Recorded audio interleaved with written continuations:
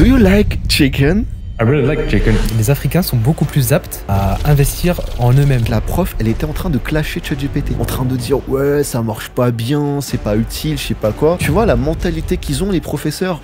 Là, c'est même plus le système, c'est les professeurs eux-mêmes. Je pense que les créateurs de contenu, ils ont trop été matrixés par le dynamisme. Mais le dynamisme, c'est comme la vie, c'est des hauts et des bas, tu vois. Il y a des moments où il faut que ça soit dynamique, il y a du rythme, c'est rapide. Aussi des moments où il faut que ça ralentisse. Pendant des années, on nous bassine avec la Seconde Guerre mondiale, la guerre froide, etc. Mais par exemple, on nous apprend pas l'histoire de France. Moi, à l'école, ça m'a dégoûté des livres parce qu'on nous donnait des livres de merde à lire, alors que lire, c'est ultra intéressant. D'ailleurs, est-ce que tu trouves que ma formation, elle est bien? Ta formation, c'est de la grosse merde. Ta formation, tu l'appelles crack editing, mais c'est toi le crackhead en fait. T'es un drogué. Genre arrête.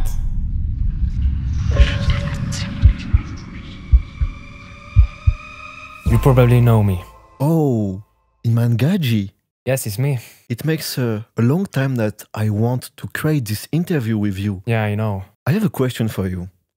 How much do you make each month? Yeah, it depends. I have multiple businesses. I can talk about my digital project, and with these businesses, I make around $200 per month. Do you like chicken?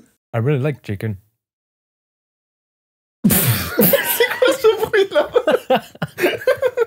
Bon bah salut tout le monde, j'espère que vous allez bien. Aujourd'hui on se retrouve pour un nouveau podcast avec un invité spécial, un invité d'honneur comme d'habitude au final. Iman Gadji, c'est ton nom que tu portes souvent dans le milieu du montage vidéo, mais en réalité tu t'appelles Aidan. Aidan. Ah pardon, j'ai toujours parlé de Aidan au lieu de Aidan. C'est pas grave, hein. Je suis désolé. D'habitude. Et ce que j'aimerais c'est que tu te présentes mon ami. Ok, bonjour à tous, moi c'est Aidan, j'ai 20 ans et je suis monteur vidéo depuis maintenant 1 an et demi à peu près. On va reprendre depuis le collège du coup, faut savoir... Non mais je veux pas tout faire, je veux faire... Non mais vas-y, ça peut être marrant. Ouais, si je reprends depuis le collège, c'est parce qu'aussi j'étais pas du tout destiné à faire du montage vidéo en fait. Du coup au collège j'étais en fait l'élève perturbateur originel. Donc vraiment, je faisais le bordel, j'écoutais pas en cours, etc. J'ai changé 3 fois d'école, donc en seulement 4 ans. Après, je suis allé en lycée professionnel, j'ai fait un bac pro, gestion administration. Et donc là, je me suis calmé, j'ai eu mon bac, etc. Ensuite, j'ai fait un BTS, logistique, gestion des logistiques de transport, je sais plus. Bref, j'ai fait 1 mois, j'ai quitté parce que ça m'intéressait pas du tout. Et à ce moment-là, il y a un créateur de contenu que je suivais qui a sorti sa formation en montage vidéo. Et du coup, vu que j'aimais bien cette personne, je me suis dit, vas-y, on va prendre la formation. En plus, elle coûtait 100 € à l'époque, c'était rien du tout. Du coup, j'ai demandé à ma mère pour qu'elle me l'achète parce qu'à cette époque, j'avais pas d'argent. J'étais, je veux pas dire un SDF, mais voilà. Et du coup, voilà, elle a été très gentille, elle me l'a acheté. Et j'ai mis un pied dans le montage vidéo une première fois grâce à cette formation. Et du coup, toi aussi, t'étais pas dans cette formation, mais dans ce Discord. Et je voyais ton travail sur Instagram et tout. T'avais sorti ta formation, du coup, il y a 1 an à peu près. Un an et quelques. À ce moment-là, c'était la bêta, non, je crois. C'était la bêta, donc je me suis dit, vas-y, je vais lui demander, je vais lui envoyer un message pour savoir si tu prenais encore des gens. Honnêtement, j'y croyais pas trop, mais je me suis dit, vas-y, on va y aller au culot, je vais lui demander. T'avais accepté. On s'est fait un appel qui a duré quelques minutes et après, je suis entré dans la formation et c'est là que la véritable aventure a commencé, quoi. J'avais une question par rapport à ta mère. T'as réussi à convaincre ta mère d'acheter une formation en ligne du coup? Alors c'était pas ma mère directement, mais c'était mon grand-père, tu vois. Et du coup, en fait, vu que mon grand-père il parle allemand et que moi je parle pas du tout allemand, j'ai dû demander à ma mère pour que ma mère demande à mon grand-père, tu vois. Mais alors comment tu t'es dit que t'allais acheter une formation en montage vidéo? Parce qu'à la base tu faisais des études, ou en tout cas tu voulais faire des études qui n'avaient rien à voir. Comment tu t'es dit que peut-être que je pourrais faire du montage vidéo et gagner ma vie avec ça? En fait, à ce moment-là, je savais pas trop ce que je voulais faire de ma vie.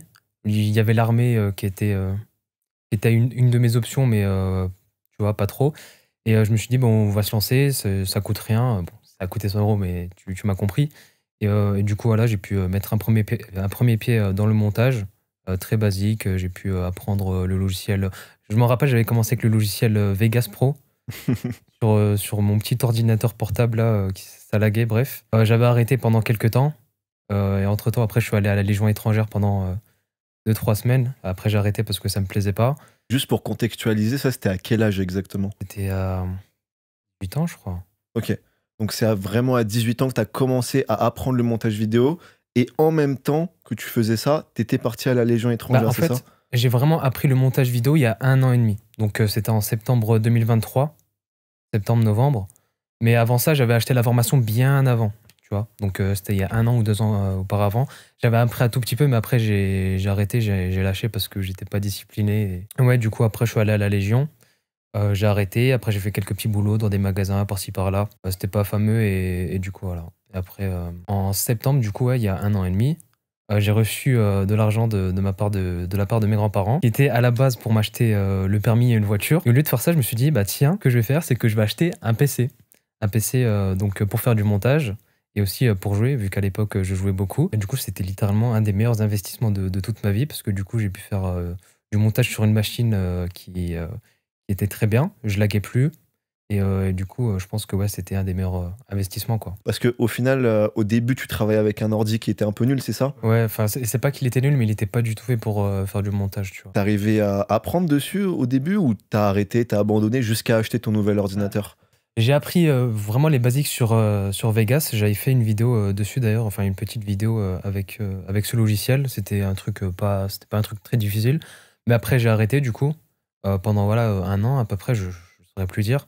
Et ouais, du coup, j'ai vraiment repris en septembre 2023, là où j'ai investi dans un nouveau ordinateur. Et du coup, là, j'ai vraiment appris et c'est là que la machine s'est vraiment lancée, quoi. Ok. Et que depuis, elle ne s'est pas arrêtée. Ok, bah parlons-en de cette machine. Comment t'as fait en sorte qu'elle ne s'arrête jamais et comment t'as fait pour que cette machine marche aussi bien en fait? Bah, au début, c'est tout simple, hein, j'ai appris. J'ai appris le montage vidéo. J'ai fait mes premières missions avec des clients. Et au fur et à mesure, tu vois, ton niveau, il s'agrandit. Et voilà, quoi, c'est exponentiel, j'ai envie de dire. Ouais, mais je veux dire, quand t'es pas monteur vidéo, que t'as aucune notion, t'as pas eu des complications, des Ah, bah, difficultés. bien sûr, bien sûr, bien sûr. Après, j'ai envie de dire, faut être curieux. Tu vois, faut être curieux. Si t'es pas curieux, à mon avis, tu vas pas aller loin. Moi, j'avais une question du coup par rapport à la formation. Je suppose que c'est c'est ce qui t'a permis de passer au niveau supérieur en termes de compétences. Pour toi, qu'est-ce qui fait qu'une formation est une bonne formation au final? Déjà, avant tout, waouh. Waouh, waouh, waouh, waouh. La pédagogie, pardon. Ouais, la pédagogie, je pense que c'est le facteur numéro 1. Parce que si t'es pas pédagogue, ça va être dur d'apprendre. Et aussi, deuxièmement, bon, ça, c'est. Il y aura des personnes qui ne seront pas d'accord avec moi, mais pour moi, c'est très important. C'est aussi la quantité de cours qu'il y a. Je me rappelle quand j'avais rejoint ta formation et que j'ai vu tous les cours qu'il y a, mais moi, j'étais en extase. Je me suis dit, putain, incroyable. Je vais pouvoir. Il y a plein de cours, en fait. C'est trop bien. Et je sais qu'il y a des gens qui sont pas d'accord avec ça parce qu'ils se disent, ouais, faut que ce soit, comment dire, digeste. Ouais, condensé, digeste. Moi, je suis pas de cet avis-là parce que si tu veux apprendre une compétence, faut l'apprendre à fond, tu vois. Plus il y a de cours, mieux c'est. En tout cas, faut pas que ça se disperse, mais plus il y a de cours dans le montage, le motion design, etc., mieux c'est pour moi. Donc déjà la pédagogie et la quantité des cours, à quel point le formateur est investi dans la formation. Et pour moi, c'est les trois points clés, hein. Et du coup, par rapport à Crack Editing, qu'est-ce que t'as pensé de la formation? Il n'y a pas de AK-47 pointé sur ta tempe pour te faire dire des choses que tu ne voudrais pas dire. Tout ce que tu dis aujourd'hui, c'est ton honnêteté, c'est ton avis. Ça a été un tremplin pour ma carrière, hein. Depuis que j'ai rejoint cette formation, littéralement. Mes revenus ont explosé, comment dire, ma réputation aussi, entre guillemets. Je veux dire, je suis quand même, je suis pas le meilleur, mais je suis un assez bon monteur vidéo, on va dire. Bon, t'es très humble, hein, parce que t'es vraiment très, très, très bon en montage vidéo et en motion design.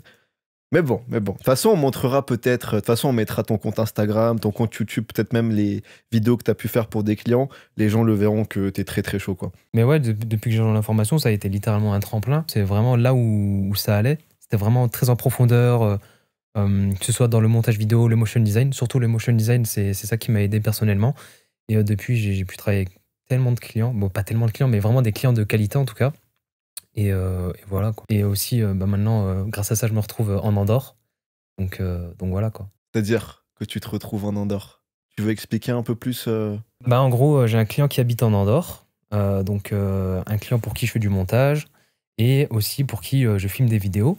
Et du coup, cette personne veut que je sois sur place. Et vu que cette personne habite en Andorre, ben, c'est mieux que je sois en Andorre. Et du coup, bah voilà, je serai peut-être bientôt en Andorre, on l'espère. Ah, mais c'est sûr, mais tu y seras. Je préfère ne pas vendre la peau de l'ours avant de l'avoir tué. La charrue avant les bœufs, c'est ça? Exactement. Moi, j'avais une petite question pour toi par rapport au montage vidéo et tout. À l'avenir du montage vidéo, on sait qu'il y a eu des modes, notamment dans le motion design avec tu sais, la mode Stone Cold, Iman Gadzhi, etc. Toi, par rapport à ça, par rapport au style de montage de motion design, est-ce que sur le long terme, tout ce qui est motion design, etc., c'est quelque chose qui va perdurer, notamment sur YouTube? Bah justement, ça c'est une très bonne question parce que on parle de faire perdurer le motion design sur YouTube, alors qu'en réalité, il n'y en a pas tant que ça. En fait, là où il y en a, c'est chez les Américains, chez les Chinois, chez les Japonais, chez les Russes, tout ce que tu veux. Non, les Russes, il n'y en a pas beaucoup. C'est surtout chez les anglophones qu'il y a beaucoup de motion design.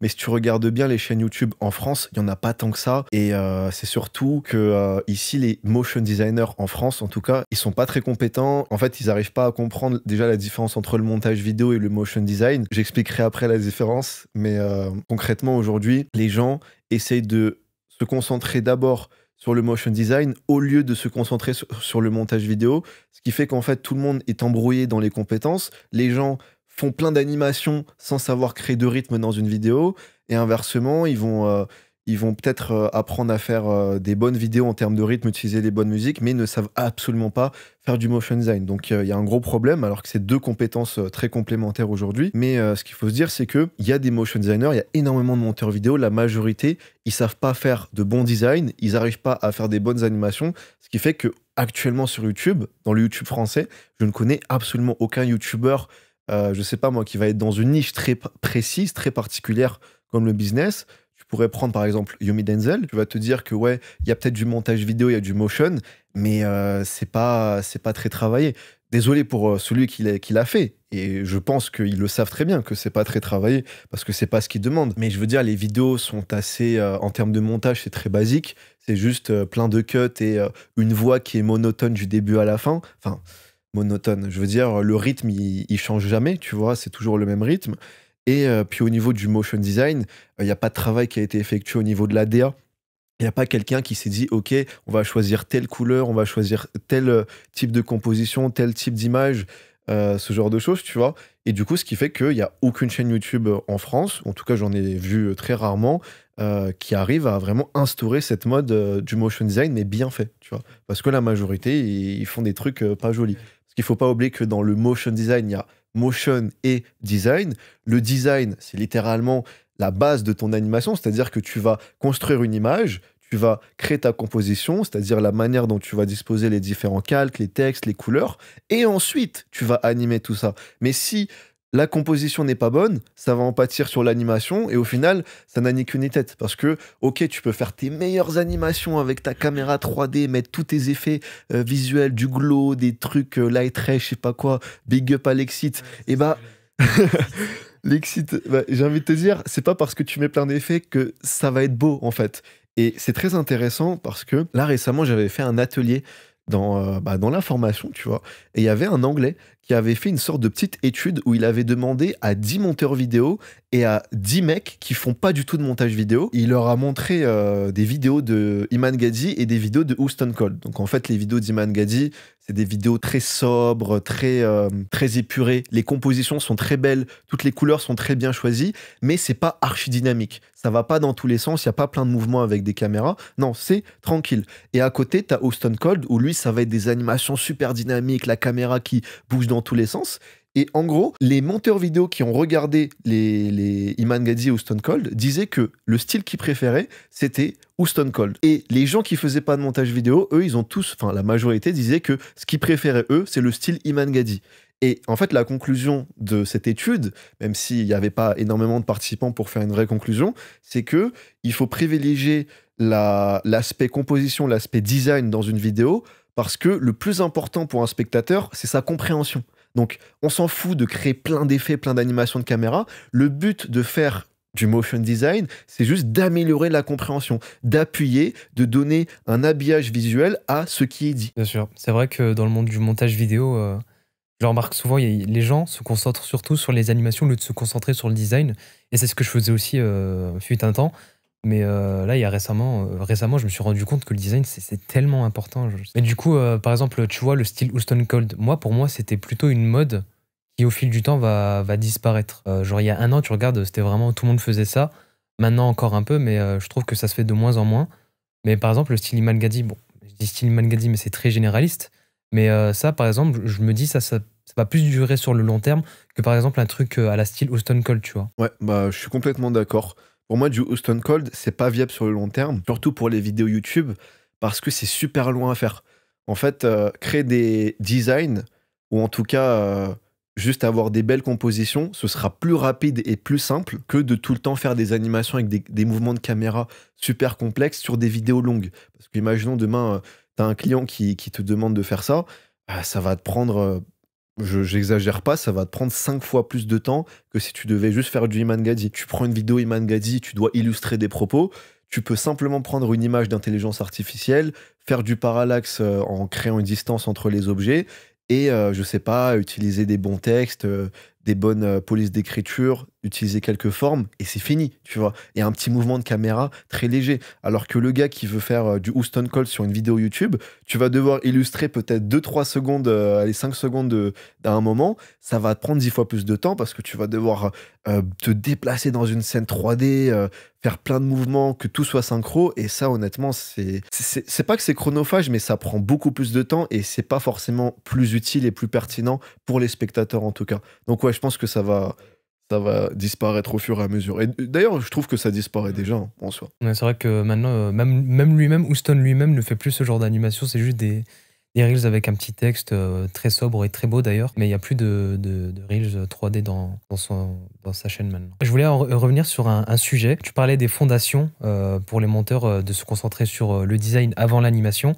Maintenant, j'aimerais aborder le sujet des créateurs de contenu qui veulent un montage très dynamique, un motion design à la Iman Gadi, mais qui n'ont pas un beau studio, qui ne savent pas parler, qui ont une qualité micro pas forcément bonne, et qui veulent un montage ultra quali. Ça va pas ensemble en fait. C'est quoi que tu reproches du coup? C'est le fait qu'ils demandent aux monteurs vidéo quelque chose de très exigeant, mais eux n'ont même pas leurs exigences en fait, ne respectent pas leurs exigences. Déjà ça, demander un truc très exigeant, ouais, ne pas bâtir les fondations, tu vois, par exemple, bien parler, avoir une bonne qualité de caméra, une bonne qualité sonore. Pour moi, c'est les bases, tu vois. Déjà, si t'as ça, t'as fait, je veux pas dire 80% parce que ce serait exagéré, mais t'as déjà fait une bonne partie du boulot, quoi. Par exemple, si tu veux faire des animations Iman Gadi sur un mec qui filme à l'iPhone en face caméra, qui a le micro sur son téléphone, c'est pas ouf, tu vois. Donc voilà, petit message aux créateurs de contenu.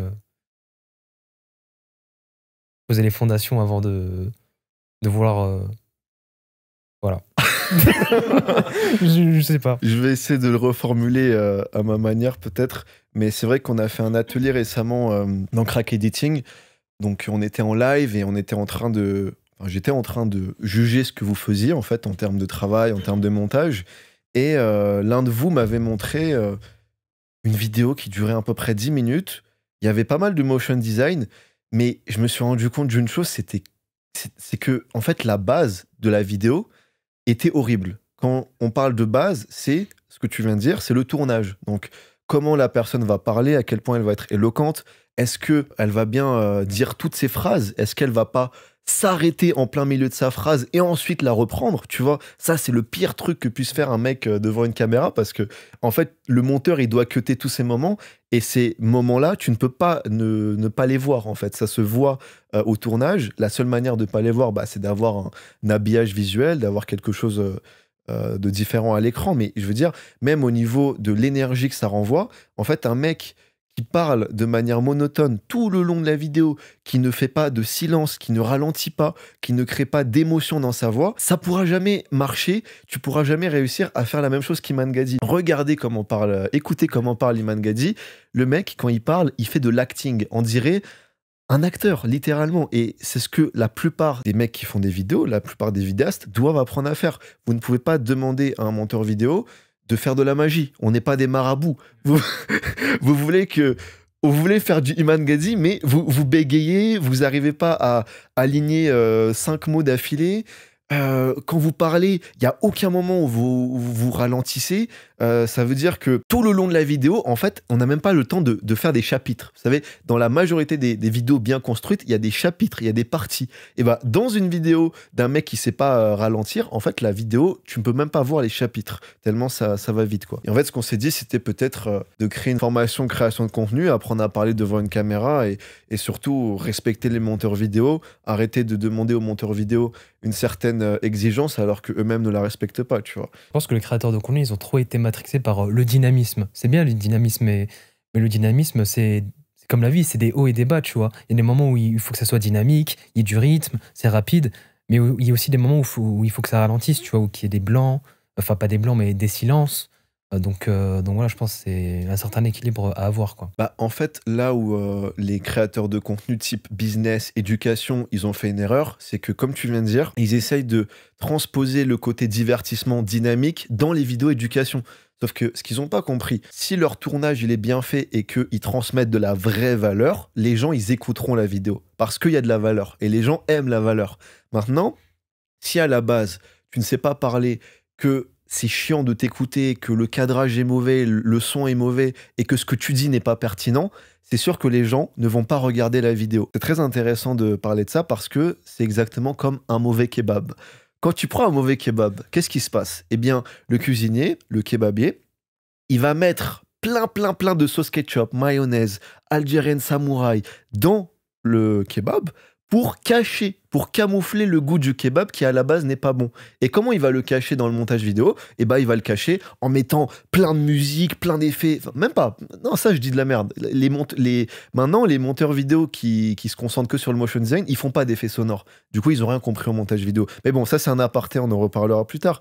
Mais ce que je veux dire, c'est que les créateurs de contenu qui veulent camoufler le fait que leur vidéo de base est mauvaise, bah, ils vont vouloir mettre plein d'effets. Effets, juste pour dynamiser et donner envie de voir. Sauf que sur le long terme, ça marche pas. Et les gens vont comprendre que juste, il n'y a pas de valeur qui est donnée, ça sert plus à rien. Là où quelqu'un comme Iman Gadi fait la différence, c'est que ce qu'il dit, c'est pertinent, il le dit avec une manière très éloquente, et en plus de ça, à côté, il y a le montage vidéo qui est excellent, un bon rythme, les musiques qui sont choisies à la perfection par rapport au sujet. Tu commences à parler de quelque chose de triste, ok, tu changes de musique, tu ralentis le rythme, tu mets une musique de piano. Tu veux faire un hook qui est dynamique, ok, tu prends un orchestre. Ensuite, les effets sonores qui sont bien choisis, et puis les animations qui sont juste super bien choisis parce que, enfin, les motion designs qui sont super bien choisis parce que tu as des images qui représentent exactement ce que tu veux expliquer, les animations qui sont pas trop what the fuck et qui vont pas dans tous les sens, c'est ça qu'il faut en fait. Et c'est pour ça qu'un gars comme ça marche. Et tout le monde veut faire du Iman Gadi, tout le monde veut devenir Iman Gadi, sauf que personne ne fait les efforts pour ça, tu vois. Et tu regardes même les vidéos d'Iman Gadi qui ne sont pas montées. Par exemple, il y avait une vidéo qu'il avait fait dans son garage, tu sais, avec sa Lamborghini derrière. Il y avait zéro montage. Mais elle était quand même. Attention, zéro motion design, c'est pas pareil, c'est pas pareil. Même, il n'y avait pas forcément un grand montage, tu vois. Mais... Alors que pourtant, la vidéo, elle est très bien, tu vois. Le mec s'exprime bien, il y a un beau décor. Pour moi, c'est les fondations, tu vois. Ici, c'est pas parler que ton cadrage il est nul, que ta qualité sonore est nulle, ça sert à rien de faire du motion design, quoi. D'ailleurs, pour revenir au sujet, tu t'en parlais tout à l'heure, mais c'est quoi la différence entre le motion design et le montage vidéo? Bah, c'est une très bonne question parce que il y a énormément de monteurs vidéo qui arrivent sur le marché et qui n'ont juste rien compris au montage vidéo parce qu'ils pensent que faire du montage, c'est mettre plein d'effets et plein d'animations sur After Effects. Sauf que il y a vraiment une distinction à faire entre les deux. C'est deux choses qui sont complémentaires, c'est vrai, mais c'est pas les mêmes compétences, ça n'a pas la même utilité. Pour que les gens comprennent facilement, en fait, le montage vidéo et le motion design, c'est comme de la cuisine. Tu es un cuisinier et quand tu fais du montage vidéo, tu vas avoir plein d'ingrédients. Sur ta table, tu vas pouvoir prendre des tomates, des courgettes, des concombres, des aubergines, des bananes, du poulet. Bref, vous avez compris. Vous avez plein d'ingrédients et ce que vous devez faire, c'est cuisiner un plat. Donc, à partir de quelque chose qui existe déjà, vous allez cuisiner un plat. Pour ce faire, vous allez prendre les bons ingrédients, vous allez les couper d'une certaine manière, vous allez les cuire d'une certaine manière et ensuite, vous allez créer une ratatouille au poulet à la banane, par exemple. Maintenant, que vous avez créé ce plat, qui est la ratatouille au poulet et à la banane. Ce que vous pourriez faire, c'est pourquoi pas mixer cette ratatouille, en fait améliorer cette ratatouille en ajoutant un ingrédient secret, un ingrédient qui n'existe pas à la base. Ça, c'est le rôle du motion designer. Là, vous avez appris une compétence, c'est le cuisinier marabout. C'est-à-dire que vous allez créer une tomate, mais une tomate violette. Ça n'existe pas, les tomates violettes, on est d'accord. Et bah toi, en tant que motion designer, tu es capable de créer une tomate violette, un ingrédient qui n'existe pas, ça n'était pas sur ta table, mais toi, tu l'as confectionné à partir de rien, et tu l'as ajouté dans le plat. Tu l'as ajouté dans la ratatouille au poulet, et ça a créé une ratatouille encore meilleure en termes de goût et visuellement. Parce que tu as réussi à d'abord créer le plat de base, c'est-à-dire la ratatouille. Si on doit transposer ça au montage vidéo, c'est quoi? C'est avoir une vidéo qui est bien cutée, avoir un bon rythme, avoir les silences au bon moment, avoir des ralentissements au bon moment, réussir à utiliser les bonnes musiques, les bons effets sonores, réussir à tout faire pour que le message qui doit être transmis soit mieux transmis. Ça, c'est le but du montage vidéo. Et ensuite, toi, en tant que motion designer, toi, en tant que cuisinier marabout, tu vas réussir à ajouter cette tomate violette en tant que motion designer. Tu vas réussir à créer des animations avec un certain visuel, avec un certain branding. Peut-être que toi, ton client, il veut quelque chose dans un style très minimaliste, très épuré, avec des couleurs qui sont comment dire, très terne, très, par exemple, du noir, du gris, ce genre de couleurs, et avoir des polices d'écriture aussi qui vont plus représenter le luxe. Par exemple, peut-être que c'est ça que veut ton client, et toi, bah, ce que tu vas faire, c'est créer du motion designer, du motion design, des compositions avec ce branding, avec cette DA, et tu vas pouvoir les transposer dans ton montage vidéo pour, encore une fois, là, améliorer la compréhension des spectateurs. Et ce motion design-là, il n'est pas là pour ajouter plein d'effets et juste dynamiser la vidéo. C'est pas ça le but. Le but, c'est juste améliorer la compréhension du spectateur et rendre la vidéo beaucoup plus agréable à regarder. C'est ça pour moi la différence entre le montage vidéo et le motion design. Pour faire un parallèle au sujet d'avant, le motion design s'ajoute au montage vidéo. Il ne le remplace pas, tu vois. Bon, c'est ce que tu disais, mais c'est très important de le dire, je pense, parce que, encore une fois, il y a beaucoup de monteurs vidéo qui pensent que le motion design, ça fait tout, alors que non, quoi. Ok, moi j'avais une question par rapport à combien tu gagnes avec le montage vidéo depuis que tu as rejoint la formation Crack Editing. Je veux pas dire que voilà, c'est grâce à Crack Editing que tu as réussi à faire tout cet argent, mais juste grâce aux compétences que tu as pu acquérir dans la formation, en quoi ça a pu te permettre de facturer plus cher, d'être meilleur, etc. Bah déjà, j'ai appris une compétence qui est le motion design, donc qui s'est ajouté à mon panel de compétences qui est le montage vidéo. Donc forcément, quand tu as une compétence en plus qui s'ajoute, bah, ça fait de l'argent en plus, naturellement. Et du coup, vraiment, j'ai masterisé pendant des mois et des mois cette compétence qui est le motion design. Et là, pour te donner quelques chiffres, ce mois-ci, j'ai eu entre 4 et 5 000. Donc voilà, et sinon, il y a quelques mois, je tournais aux alentours des 2 000 € par mois. Et ouais, c'est vraiment le fait de travailler mes compétences. Je pense que c'est l'une des choses les plus importantes, selon moi, c'est toujours s'améliorer, toujours vouloir s'améliorer. Parce que pour moi, il y a une grande erreur que font je dirais pas la majorité des personnes, mais pas mal de personnes le font. C'est qu'au bout d'un moment, quand ils commencent à avoir des clients, tu vois, et qu'ils commencent à faire des 1 500, 2 000 € par mois, mais ils se disent, ah bah c'est bon, j'ai des clients, pourquoi je me formerai encore? Alors que pour moi, c'est une très grave erreur, parce que quand tu continues à te former, tu deviens de plus en plus bon. Tu as toujours des clients ou des personnes, en tout cas, qui veulent venir travailler avec toi. Et si du jour au lendemain, bah, tu viens à ne plus travailler avec tes clients, bah, c'est pas grave, parce que tu auras d'autres personnes qui voudront travailler avec toi. Donc voilà, pour moi, c'est l'une des choses très importantes aussi à faire quand on est monteur, c'est toujours se former, peu importe ton niveau, peu importe si tu es le meilleur monteur du monde, toujours se former. Donc voilà, que ce soit apprendre une nouvelle compétence, par exemple Blender, Cinema 4D, ou un nouveau style de montage, ou apprendre les principes de l'animation. Tu peux toujours apprendre quelque chose, tu vois. Tu dis ça parce que tu as constaté cette erreur chez quelqu'un d'autre ou peut-être chez toi? Ouais, chez moi, non, parce que j'ai toujours voulu me former. Mais ouais, je le vois chez pas mal de personnes. Je peux pas dire de nom parce que j'en ai pas forcément en tête, mais quand ils ont des clients, bah, tu vois, ils se forment plus, tu vois. Et la plupart du temps, leur emploi du temps, bah, c'est juste faire des vidéos pour des clients. Et le temps qu'ils passent à faire de la formation, à se former, il est de zéro, tu vois. Donc je trouve que c'est assez dommage, sachant qu'il y a beaucoup, beaucoup, mais beaucoup de choses à apprendre. Donc voilà. Et en parlant d'erreurs, est-ce que tu aurais les grandes erreurs qu'il faudrait éviter en tant que monteur vidéo, motion designer que ce soit en termes de formation pour apprendre la compétence technique, mais aussi dans le sens où quelles seraient les erreurs à éviter quand on veut travailler avec des clients? La plus grosse erreur déjà, c'est le manque de communication. Je pense que c'est très important de communiquer parce que si tu communiques pas avec ton client, bah, tu vas pas répondre à ses besoins. Tu peux répondre à ses besoins sans trop communiquer, mais il y a peu de chances que ça arrive. Donc déjà, la communication, c'est vraiment la clé. Déjà pour poser les bases, tu vois, que ce soit de la DA, la façon dont la vidéo va être montée, même la deadline, etc., etc. Donc déjà la communication. Et quelle autre erreur faut pas faire, par exemple? Bah, se concentrer sur le superflu, tu vois, comme on disait. Il y a beaucoup de gens, avant même de se concentrer sur le montage vidéo, se concentrent sur le motion design. Sauf que bah non, il faut d'abord se concentrer sur l'essentiel, parce que le motion design, tu le fais tout d'abord sur une vidéo. Et bah, faut d'abord monter la vidéo, quoi. Donc voilà, je pense que c'est les plus grosses erreurs à éviter selon moi. Mais ouais, la plus grosse erreur, avant tout, c'est arrêter de se former quand tu commences à avoir des clients. C'est l'erreur fatale selon moi. Est-ce que tu aurais des anecdotes ou des choses qui t'ont marqué dans ton expérience? Choses qui m'ont marqué. Bah ouais, bah par exemple, quand je travaillais avec Dali, il y avait une vidéo que j'ai faite, bah même je t'en avais parlé, je t'avais montré la vidéo, et sur cette vidéo, j'avais mélangé plein de styles, tu vois. Et toi, tu m'as dit, mais putain, mec, faut que tu fasses juste un style, tu vois. Et c'est là que je me suis dit, bah en fait, ouais, je me concentre sur le superflu, tu vois. Alors que ce que j'avais à faire, c'était juste faire un style. Mais non, au lieu de faire ça, j'ai voulu tout faire, alors que bah, c'était vraiment pas ce qu'il fallait faire.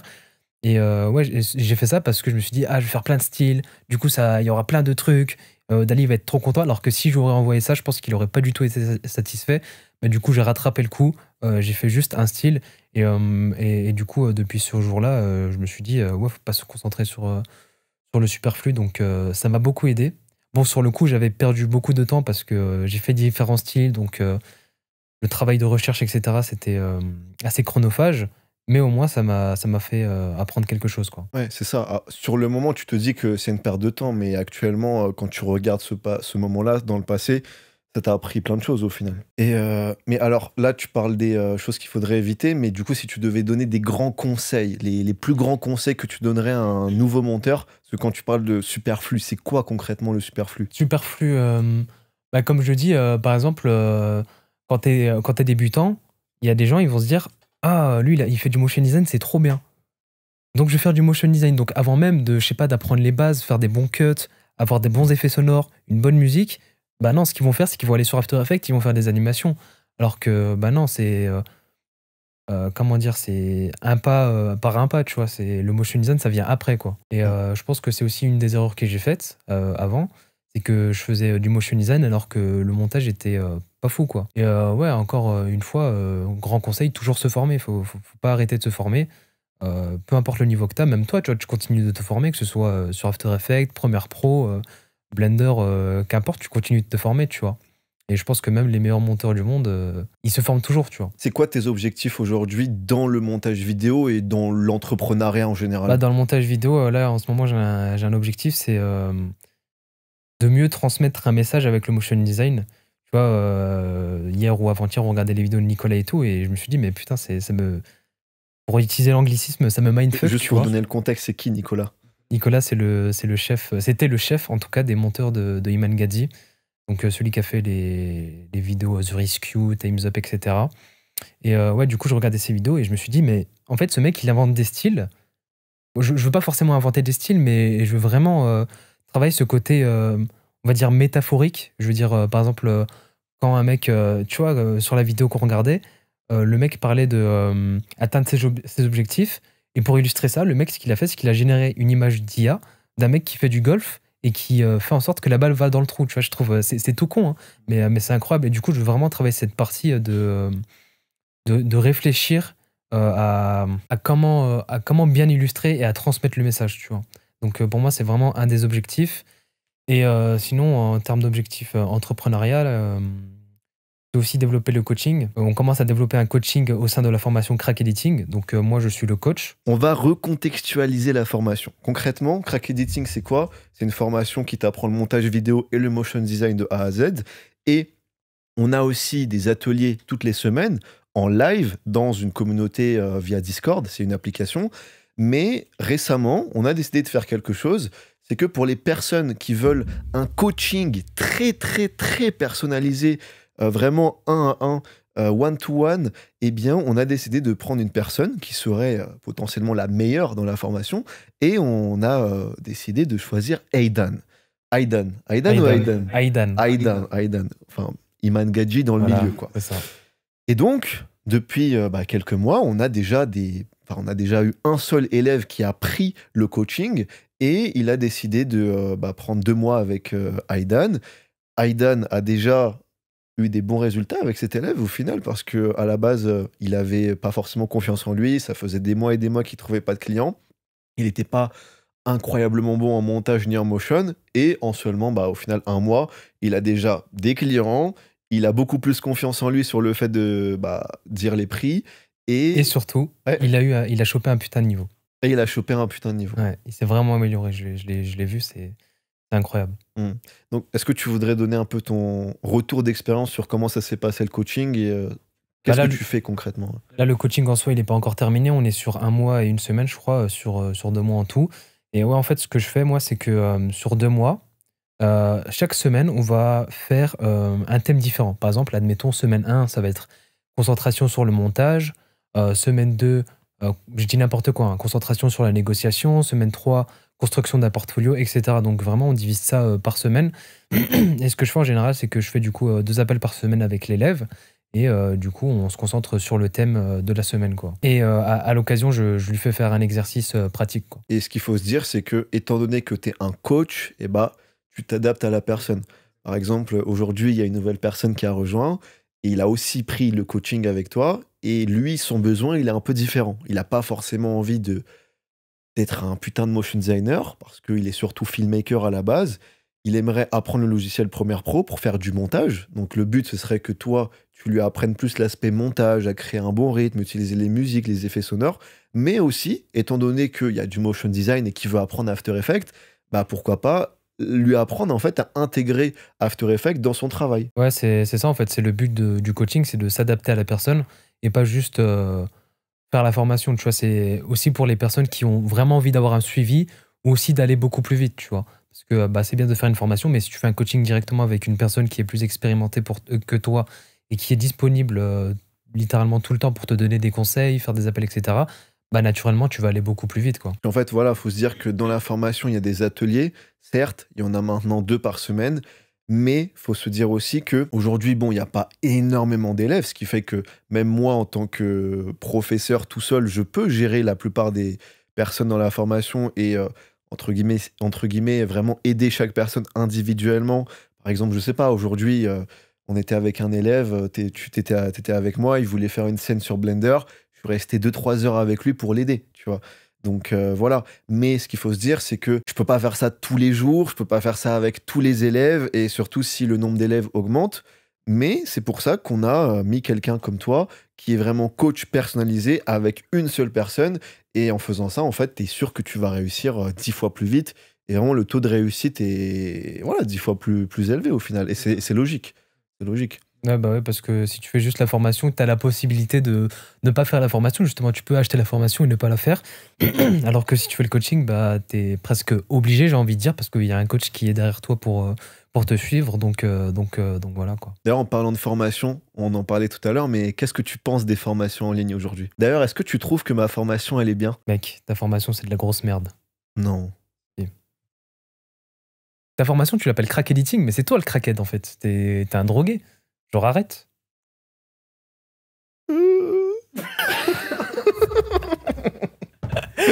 Oh putain. Non, en vrai, tu veux que je te donne du coup l'avis sur ta formation, c'est ça? Ouais, vas-y. Alors, tu peux donner l'avis sur ma formation, mais ensuite, dès que tu as terminé, parce que voilà, j'ai quand même un AK-47 pointé sur ta tempe, il faut que tu dises à quel point ma formation est bien. Après, j'aimerais bien avoir ton avis en général sur les formations en ligne, le futur des formations, qu'elle a pu avoir. Quel a été ton avis avant sur les formations en ligne? Voilà, un peu ton avis général. Ouais, déjà, pour en revenir sur ta formation, du coup, moi, Pour moi, ta formation est littéralement la meilleure sur le marché francophone. Je dis sur le marché francophone parce que j'ai pas trop regardé le marché US, mais en tout cas, sur le marché francophone, pour moi, c'est la meilleure. Et ouais, en fait, il y a beaucoup de cours, mais vraiment, il y a un bon volume de cours sans vraiment s'éparpiller, tu vois. Je veux dire, il y a beaucoup de cours, mais c'est surtout centré sur le montage vidéo, le motion design, etc. Donc ça, c'est vraiment un bon point. Il y a des ateliers chaque semaine, donc franchement, c'est vraiment nickel. Quand tu rejoins la formation et que tu es motivé, tu peux vraiment avoir un très bon niveau rapidement, quoi. Donc voilà, franchement, si vous hésitez, n'hésitez pas. Si vous hésitez, n'hésitez pas.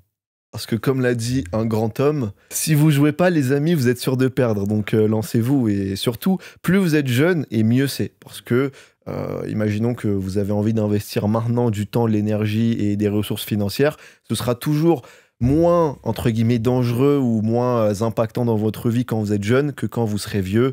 Enfin, vieux, entre guillemets, mais je veux dire quand vous avez 30 ans, 40 ans et que vous décidez d'investir dans un projet comme ça peut plus vous impacter dans votre famille, par exemple, si vous avez des enfants, etc.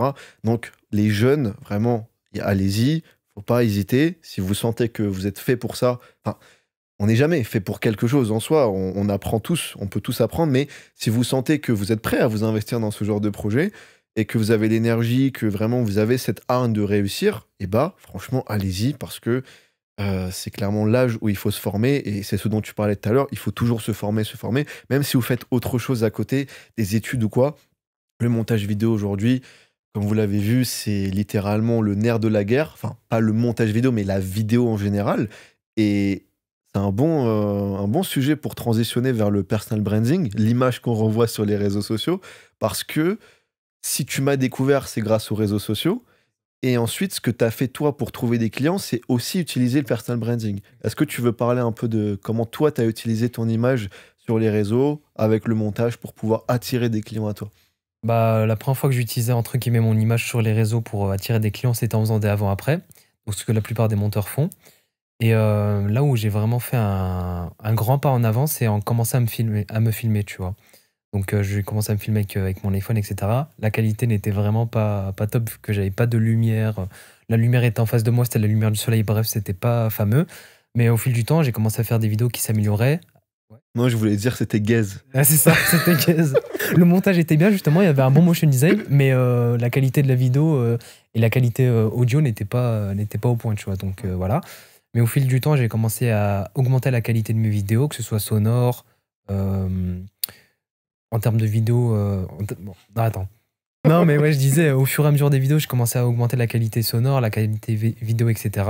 Et au fil du temps, vraiment, toutes les semaines, j'ai des personnes qui viennent me contacter en DM et qui me disent, ouais, je vais travailler avec toi, tu vois. Et c'est vraiment puissant comme outil. Certes, tu vas pas forcément avoir des résultats au début. C'est plus un jeu long terme, j'ai envie de dire. Mais c'est un jeu qui envoie la chandelle, très clairement. Et ça te fait attirer des clients qui sont beaucoup plus qualifiés, j'ai envie de dire. Parce que quand c'est toi qui vas prospecter les personnes, bah, les personnes, elles sont pas forcément intéressées par toi. Elles peuvent être, mais dans la plupart des cas, elles ne vont pas forcément l'être, tu vois. Alors que si c'est les personnes qui viennent vers toi, forcément, elles vont être intéressées, tu vois. Donc voilà, tu attires des clients qui sont déjà plus qualifiés. Tu vas pas toujours attirer des personnes très qualifiées, tu vois, ça dépend. Mais c'est vraiment un tremplin si tu veux avoir des bons clients, quoi. D'ailleurs, la plupart de mes clients que j'ai aujourd'hui, c'est grâce à ça que je les ai eus, tu vois. Même Dali, bon, il m'a pas contacté directement. C'est moi qui a postulé à son offre job. Euh, mais il a vu mon portfolio, etc. Il s'est dit, OK, let's go. C'est un mec qui est présent sur les réseaux sociaux, qui fait de belles vidéos, etc. Donc, je vais travailler avec lui, tu vois. Et je pense que si j'avais aucune vidéo, que ce soit dans mon portfolio ou dans mon compte Instagram, je dirais plus mon compte Instagram parce que mon portfolio, j'en ai plus. Mais si j'avais pas de vidéo sur mon compte Instagram, il m'aurait probablement pas pris, tu vois. Donc, c'est très important, je pense. Donc au final, aujourd'hui, c'est quand même une part de ta responsabilité en tant que monteur de faire des vidéos sur les réseaux pour le remplacer par... Bah en fait, le portfolio, c'est ton compte Instagram maintenant. T'as plus besoin d'avoir un site internet pour présenter tes vidéos. Et tu disais que c'était un jeu long terme, mais en soi, ça t'a pas pris tant de temps que ça à réaliser ton compte Instagram et à avoir des vues, des abonnés et à attirer les clients, surtout le plus important. Quand je dis un jeu long terme, c'est-à-dire que c'est vraiment un truc qui peut durer sur le long terme. Tu vois, si tu crées du contenu toutes les semaines, etc., bah, toutes les semaines, tu vas avoir des clients qui viennent, tu vois. Même là, je crée plus trop de contenu parce que J'ai pas d'excuses tout simplement, mais je crée plus trop de contenu en ce moment, mais j'ai quand même des gens qui viennent me DM, tu vois? Donc c'est vraiment, quelque chose qui, c'est pour ça que je dis long terme, tu vois? C'est pas forcément quelque chose qui prend énormément de temps, bien que ça prend, quand même peut-être un petit peu plus de temps que juste envoyer un message à quelqu'un, mais mais tu récoltes tellement plus de fruits en fait que ça en vaut plus la peine, quoi. Comme les bananes. C'est ça, les bananes là. Mais ouais, D'ailleurs, pourquoi est-ce que tu fais l'accent africain? j'aime bien faire l'accent africain, c'est très drôle. Non, il faut parler de l'Afrique Ah qui est de intégrée à Crack Edit. Ouais, c'est vrai. Il y a beaucoup d'Africains dans Crack Editing et bah, justement, c'est intéressant de voir ça. Tu me l'avais fait remarquer. Avant, je ne l'avais pas remarqué, enfin, je l'avais pas vu sous cet angle-là. Mais j'ai l'impression que les Africains sont beaucoup plus aptes à investir en eux-mêmes, c'est-à-dire acheter des formations, etc., que bah, les Européens, par exemple, tu vois, enfin, les Occidentaux en général. Et je trouve ça ouf parce que bah, déjà en Afrique, comment dire, tu gagnes moins bien, tu vois, qu'en Europe ou quoi. Donc je trouve ça assez fou quand même. Bah, il y avait justement un gars qui s'appelle Modeste. Il habite au Togo C'est ça. et il a littéralement dépensé l'équivalent en euros de 10 000 € pour ma formation Crack Editing. Je sais pas si vous vous imaginez, mais le mec, il a quand même vendu sa moto, il a arrêté de bosser dans son truc de mécano pour acheter Crack Editing et maintenant c'est devenu le Oussama le panard de l'Afrique. Du Oussama le Togo. panard de l'Afrique, tu vois. C'est Oussama le panard, quoi. Oussama le panard là. Ah, vraiment là. Mais c'est fou, tu vois. Pareil, il y a un gars c'est Enika de Madagascar. Le mec, il est à Madagascar. Le SMIC là-bas, c'est combien? C'est 50 €. Ouais, c'est fou. 50 €. Et il a quand même investi pour une formation française, tu vois. Alors que je sais pas si je vais dire Europe, mais ouais, en Europe, les gens ont un peu plus de mal à investir alors que bah, ça leur revient entre guillemets moins cher que pour des Africains, tu vois. Donc c'est fou quand même. Devenez des Africains et investissez dans des formations, les gars. Pour en revenir au sujet d'avant, vu que j'ai pas pu répondre, mon avis sur les formations en général, moi je dois avouer que j'ai eu de la chance. J'ai rejoint plusieurs formations, plusieurs groupes school, etc. À chaque fois, quand j'ai acheté une formation ou quoi, j'ai eu de la chance parce que c'était pas forcément de l'arnaque, j'ai toujours appris quelque chose. Donc pour moi, investir en soi, c'est très important.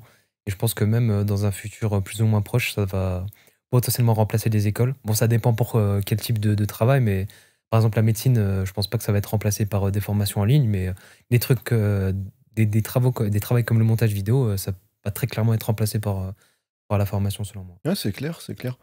Bah, en soi, je me dis qu'aujourd'hui, la vidéo, c'est un moyen super utile en fait pour rendre l'éducation encore plus accessible et plus simple à comprendre. Tu prends sur YouTube, il y a une chaîne qui est en allemand, là, je sais pas comment prononcer le truc, mais c'est que du motion design et en fait, c'est de l'éducation. Il t'explique plein de concepts sur la Terre, sur le Soleil, sur plein de choses comme ça et c'est que du motion design avec des animations très cool, tu vois, très sympa. Mais en fait, tu comprends tout de suite ce qu'ils veulent dire. Et ça, c'est le genre de vidéo qu'on pourrait regarder à l'école, mais on les regarde pas.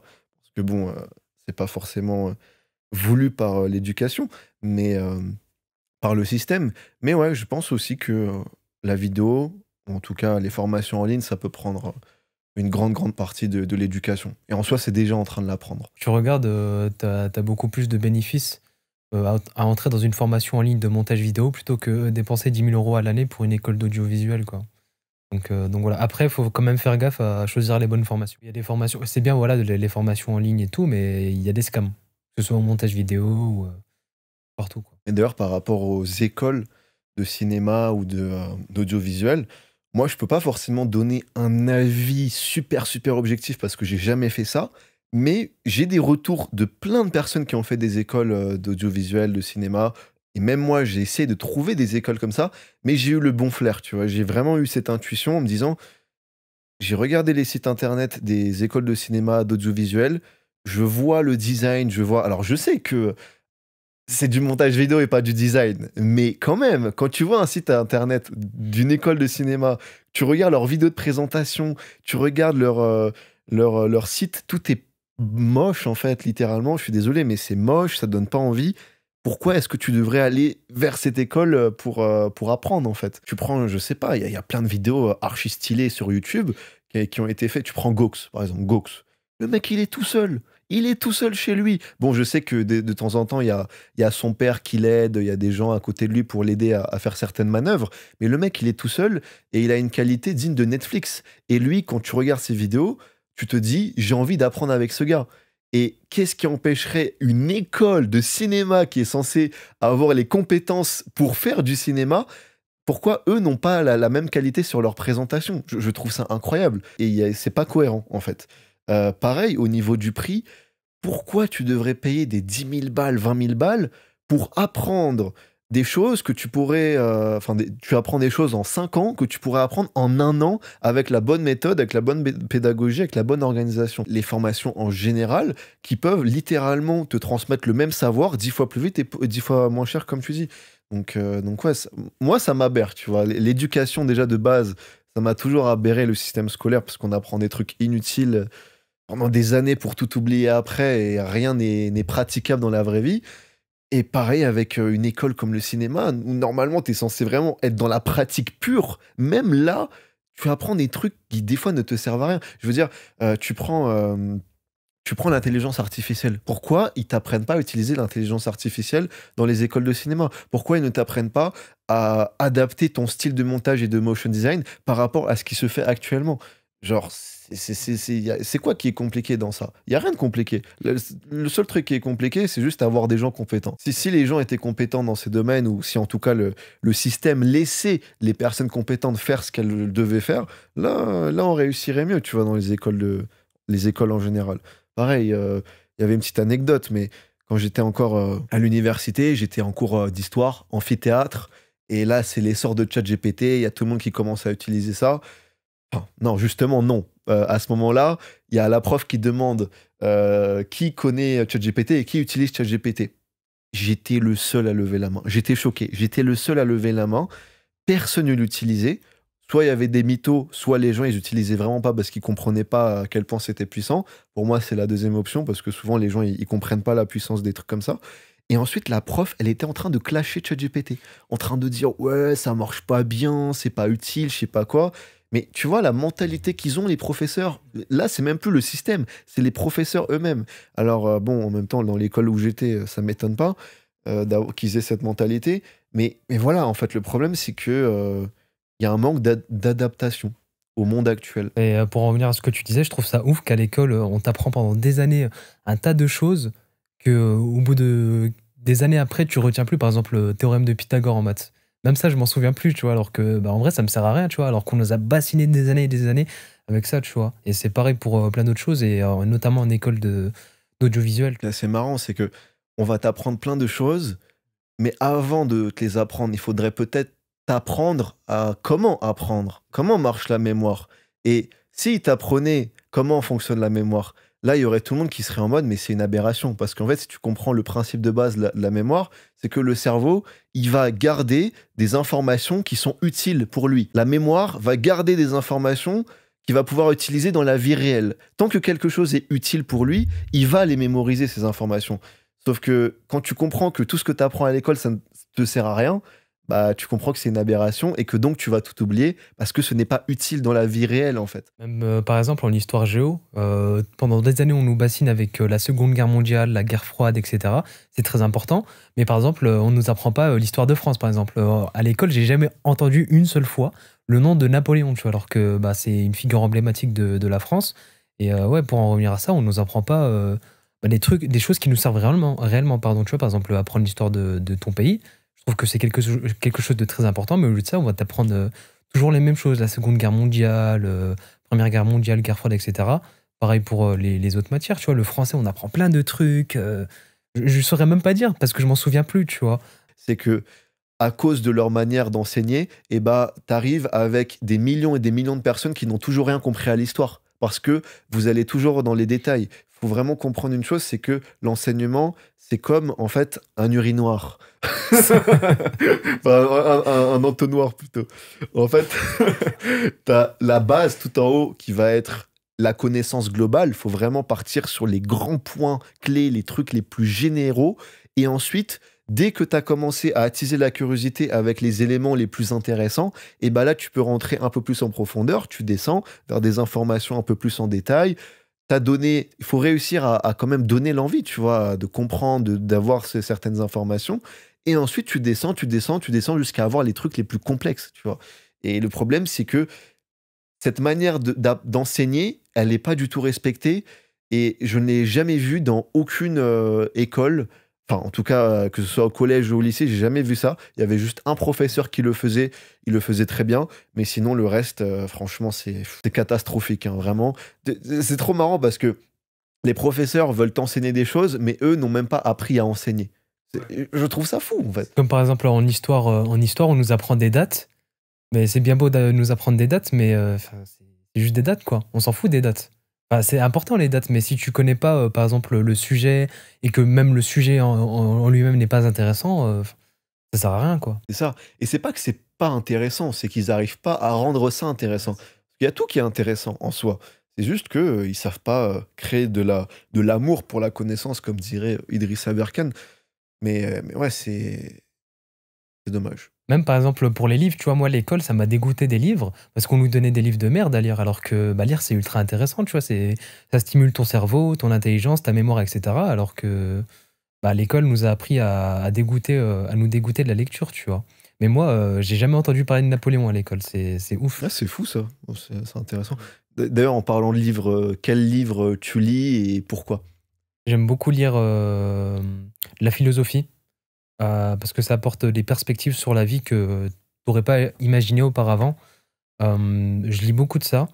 Mais sinon, avant, j'avais une période où j'aimais bien lire des livres de développement personnel. J'ai arrêté parce que c'est pas trop mon dada. Mais ouais, c'est surtout philosophie. Il y avait aussi un moment donné où j'aimais bien lire des livres bah, de l'histoire du monde, des pays, que ce soit de la France, les croisés, etc. Mais ouais, sinon, c'est plus des livres pratiques, philosophiques. Mais c'est intéressant parce qu'au final, tu lis des livres alors qu'à l'école, ça t'a dégoûté. Donc qu'est-ce qui fait que tu as commencé à lire des livres? Je me suis rendu compte que j'avais pas forcément beaucoup de culture. Mais ouais, je me suis rendu compte que la lecture, c'est, je vais pas dire primordial, mais presque. Si tu veux devenir quelqu'un de, pas forcément d'intelligent, mais qui a un regard intelligent sur le monde, en fait. Donc ouais, c'est pour ça que je me suis mis à lire. Donc après, t'es pas obligé de lire tel type ou tel type de livre obligatoirement. Tu peux juste lire des livres d'histoire, par exemple, juste lire des livres de philosophie, même si c'est mieux de lire un peu de tout. Mais même juste les bienfaits de la lecture en soi, c'est suffisant pour se mettre à lire, quoi, tu vois. Toi, ça t'a apporté quoi en termes de bienfaits? Un peu plus d'intelligence, j'ai envie de dire. Donc ouais, un peu plus d'intelligence, un autre regard sur le monde, de comment j'agis moi dans ma propre vie ou même avec les autres, tu vois. Surtout ça, même dans le fait de comment je m'exprime, tu vois. Maintenant, je m'exprime un peu mieux, même si je m'exprime pas parfaitement, c'est normal, mais forcément, quand tu lis des livres, tu apprends des nouveaux mots, des nouveaux termes.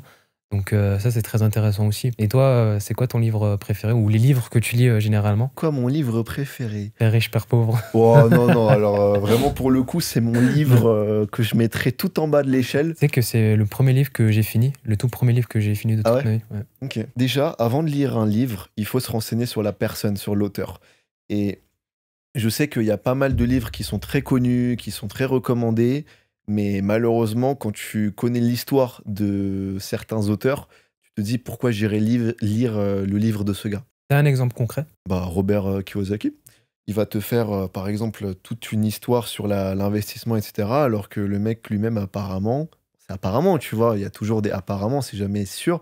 Mais de ce que j'ai compris, de ce qu'on dit, le mec, il est en faillite, enfin, il fait mal ses investissements. Mais par exemple, tu prends Père riche, Père pauvre. C'est bien, hein.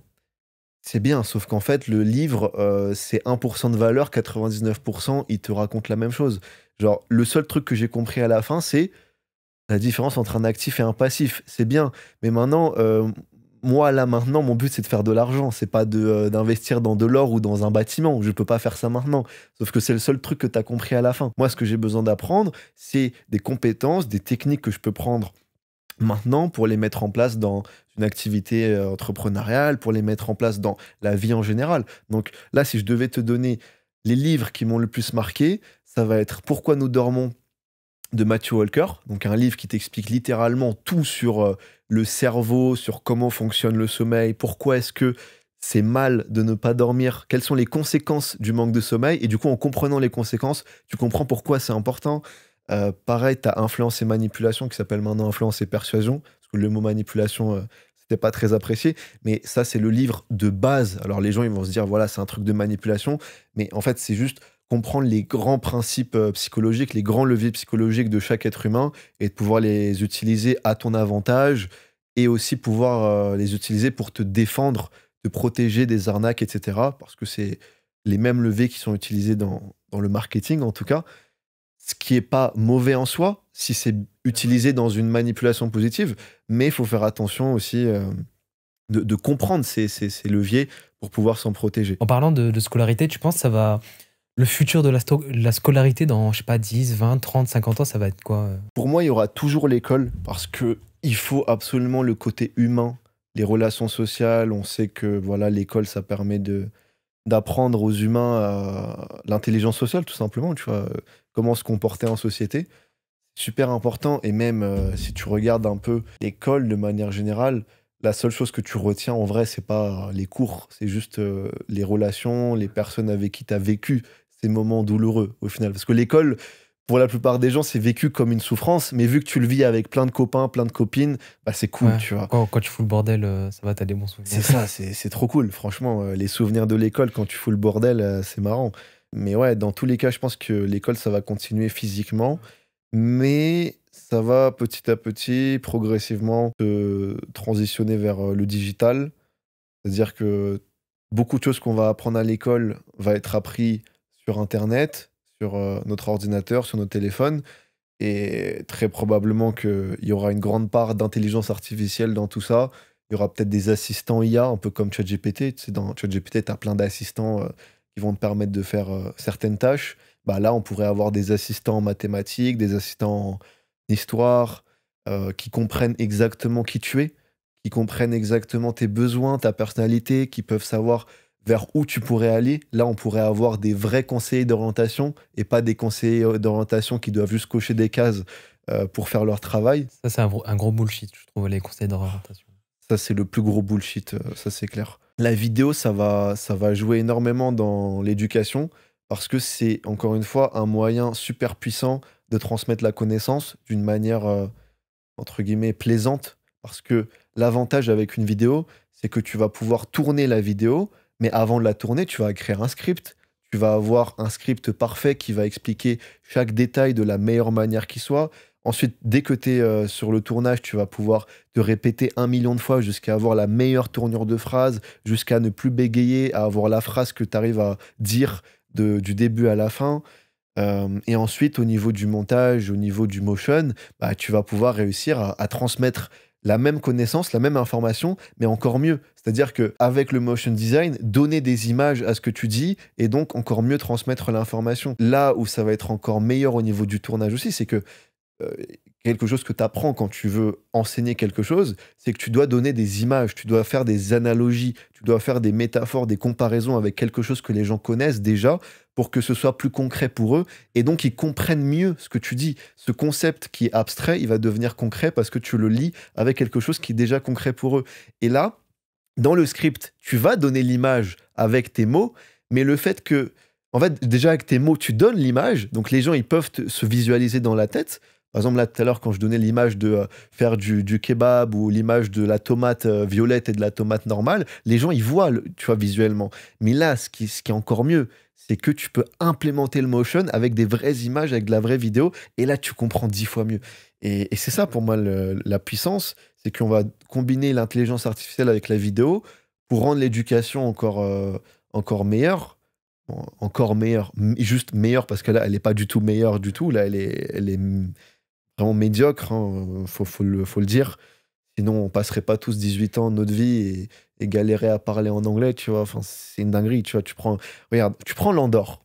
L'Andorre, d'ailleurs, ce serait très intéressant de faire un podcast avec un professeur ou quelqu'un qui habite en Andorre, mais tu prends la plupart des élèves, la plupart des gens qui habitent là, qui sont nés ici et qui ont fait l'école ici, ils savent très bien parler français, ils savent très bien parler catalan, espagnol et anglais. Je sais pas si tu te rends compte de la dinguerie, mais Comment ça se fait qu'ici, ils y arrivent, alors qu'en France, personne n'arrive à parler anglais, même le français, juste le français tout court. Les gens ne savent pas parler, les gens ne savent pas articuler, ils utilisent un vocabulaire, comment dirais-je? Wesh bien. Wesh bien, ça régale ou quoi? Surtout, ouais, tu passes plus de 10 ans de ta vie à l'école pour au final ne pas savoir parler déjà le français et surtout pas l'anglais, tu vois. Moi, bon, je vais pas dire que je suis bon en anglais, mais ça va, j'ai quelques bases. Mais la plupart de mon anglais, je l'ai appris via des séries que j'ai regardées en anglais sur Netflix, par exemple, des vidéos d'Iman Gadzhi qui parlent en anglais. La plupart de mes connaissances en anglais, je les ai apprises comme ça et pas à l'école, tu vois. Et c'est pour ça aussi, pour en revenir à ce que tu disais sur la vidéo, c'est pour ça que les vidéos d'Iman Gadzhi sont aussi intéressantes à regarder, c'est parce que bah il y a un bon montage, il fait des analogies, que ce soit lui-même ou même via des images, du motion design, etc. C'est pour ça que c'est aussi plaisant à regarder, vu que bah, ces vidéos, en fait, c'est des vidéos d'éducation. Mais voilà, quoi. Ok, bah écoute, c'était vraiment très intéressant, Aidan. Hashtag. Aidan. Oui, pardon. Oui. C'est très important de préciser cela. Oui.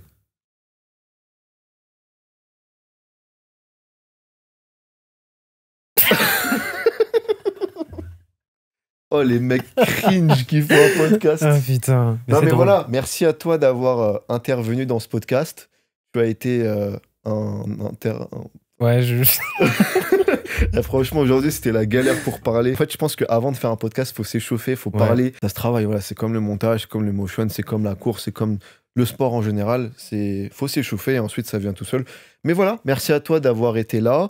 C'était super intéressant. J'espère que les gens auront trouvé cette intervention intéressante aussi. Donc, merci. Ouais, bah merci à toi de m'avoir invité sur ce podcast. C'était très plaisant. Première fois que je fais un podcast. Mais merci beaucoup, du coup. Et... Brouchniek. Brouchniek. Bon, bah écoutez, salut. Et puis, bah, on se retrouve pour une prochaine vidéo.